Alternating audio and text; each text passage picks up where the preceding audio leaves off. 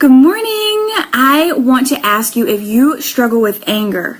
Last night we just saw The Shack, and it was an amazing movie. If you have not seen it, you definitely want to see it. For those of you who are jumping on and don't know who I am, my name's Chelsea, and I'm a registered nurse. I'm also a health coach, but first and foremost, I am a servant of Jesus Christ, and I am super passionate about helping people live lives of integrity and living Christ-centered lives, and focusing on progress rather than perfection, as well as just seeking the standards of Jesus above all else. And so this morning I wanted to share with you Jeremiah, let's see, what is this? Jeremiah chapter 17, verses 7. And I can read it to you, but I was doing my makeup and my hair, and I was praying, and God told me that I needed to share this about The Shack. And The Shack, if you haven't seen it, it's an amazing movie. But one of the big take-home points is Mackenzie, one of the main characters. He lost his little girl. She was abducted, and he just had all this anger, and he was, unforgiveness.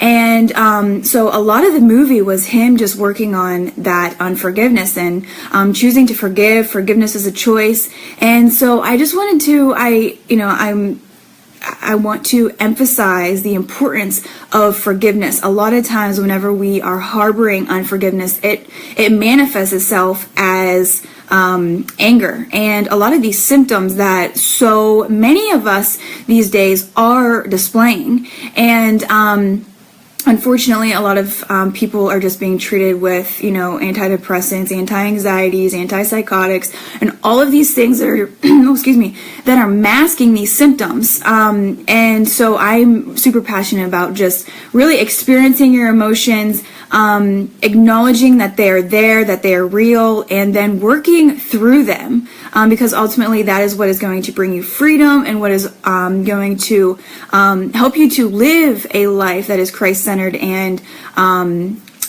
just fulfilling that purpose that God has called you to live out. So I want to ask you if you struggle with if you struggle with anger, who is it that you maybe need to forgive? This is another story for another day, but as I reflect on my life, the person that I had felt that I needed to forgive, I was like, but I forgave that person. But it was actually some other people in the situation that I felt didn't stand up for me. I did not forgive them. And so it's been this process in the last couple months of me having to forgive those people. And they had to do with the situation, but they weren't, the person who had caused the most pain. But still, I had not let that go. I had not, forgiven them. And that is what I'm finding was, it was affecting me. I was struggling with anger, and I was like, where the heck is this coming from? So it takes time, it takes reflection, it takes transformation. And so I will share with you Jeremiah chapter 17, verses 7. But blessed is the one who trusts in the Lord, whose confidence is in him. They will be like a tree planted by water that sends out its roots by the stream. It does not fear when heat comes. Its leaves are always green. It has no worries in a year of drought, and it never fails to bear fruit. So this is just making it, God makes it very clear here why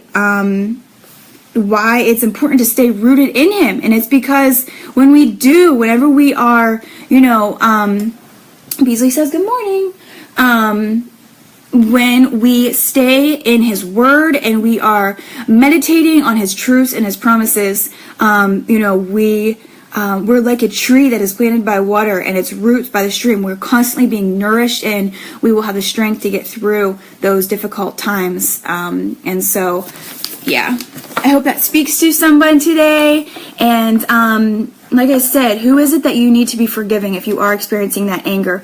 Who do you need to forgive? All right, guys, I hope you have an awesome day, and I'll talk to you later. See ya.